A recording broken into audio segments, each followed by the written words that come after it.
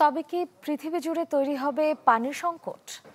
AI প্রযুক্তি ব্যবহারে উঠেছে এমন প্রশ্ন, কারণ কৃত্রিম বুদ্ধিমত্তার ব্যবহারে ফুরাচ্ছে পানি। আরও স্পষ্ট করে বললে, এআইকে যে প্রশ্ন করা হচ্ছে তার উত্তর দিতে খরচ হচ্ছে লিটার লিটার পানি।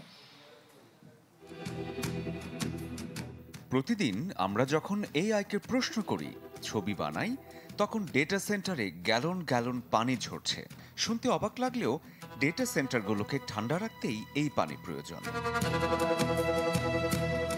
ওপেন এআই এর প্রধান স্যাম অল্টম্যান বিবিসিকে বলেছেন, এআই যত বাড়বে ততই পানি টানবে।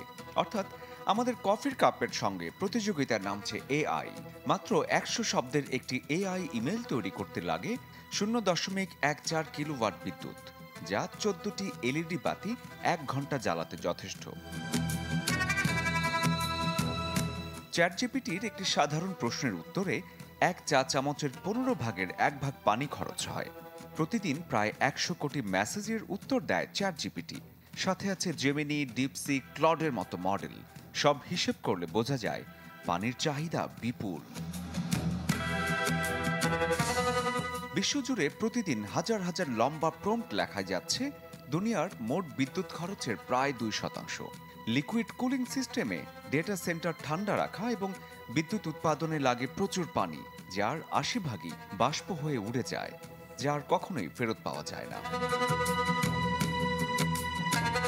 ইন্টারন্যাশনাল এনার্জি এজেন্সির মতে, এআই ডেটা সেন্টারের বিদ্যুতের চাহিদা ২০৩০ সালের মধ্যে ৪০০% বেড়ে ৩০০ টেরাওয়াট ঘন্টায় পৌঁছতে পারে, যা ইংল্যান্ডের ১ বছরের বিদ্যুৎ ব্যবহারের সমান। তাহলে কি এআই বন্ধ করে দেবেন? না। এআই যেমন আমাদের জীবন বদলাচ্ছে, তেমনি আমরা পানি ব্যবহারে একটু সচেতন হলেই ভবিষ্যৎ প্রজন্ম থাকবে ফ্রেশ আর কুল। শরীফুল হক, চ্যানেল 24।